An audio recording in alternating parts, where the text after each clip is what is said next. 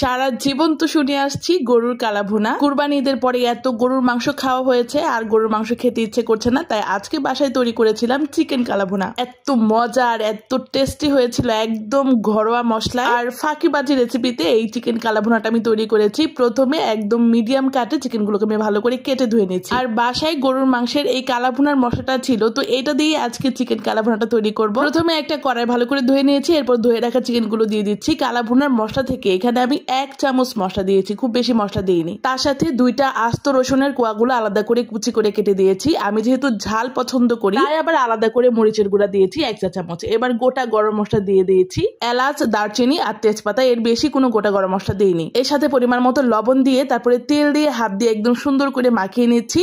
এই রান্নাটা কিন্তু ম্যারিনেট করে রাখার কোনো প্রয়োজন নেই, সামান্য একটু হাত দেওয়া পানি দিয়ে এবং চুলায় বসাই দিই। রান্না করার আগে ভাবছিলাম যে গরুর মাংসের কালাভুনা মশলা দিয়ে যে রান্না করছি খেতে পারবো কিনা, কিন্তু কেমন টেস্ট হয়েছে সেটা কিন্তু আমি পরে বলবো। মিনিট 5 ধিমো আছে রান্না করে নেওয়ার পরে দেখেন প্রচুর পরিমাণে পানি উঠেছে। এই পানিটা দিয়ে কিন্তু এই চিকেনটাকে একদম আমি সিদ্ধ করে ফেলেছি। বেশি পানি দিয়ে সিদ্ধ কিন্তু এটা করতে হবে না। তো আমি এক পাশে এই কড়াইটা নামিয়ে রেখে একটা প্যান বসায় তাতে আমি কিছুটা তেল গরম করে নিয়েছি। আমি আর কি আমার মতো করে রান্না করেছি। এখানে রসুন কুচি দিয়ে দিচ্ছি, কিছুটা পেঁয়াজ কুচি দিলেও কিন্তু ভালো লাগতো, কিন্তু আমি পেঁয়াজ কুচিটা দেইনি। রসুনটাকে একদম বাদামি করে ভেজে নেওয়ার পরে এখানে চিকেনটুকু পুরোটাই দিয়ে দিচ্ছি। এবার চিকেনটাকে তেলের ভিতরে ভালো করে ভেজে নিতে হবে, একদম কড়া করে উল্টে পাল্টে দাঁড়িয়ে থেকে একদম ভেজে নিচ্ছি। কালাভুনায় যেহেতু খুব একটা পরিমাণ ঝোলের পরিমাণ থাকে না, তাই আমি এখানে কিন্তু ঝোল রাখবো না।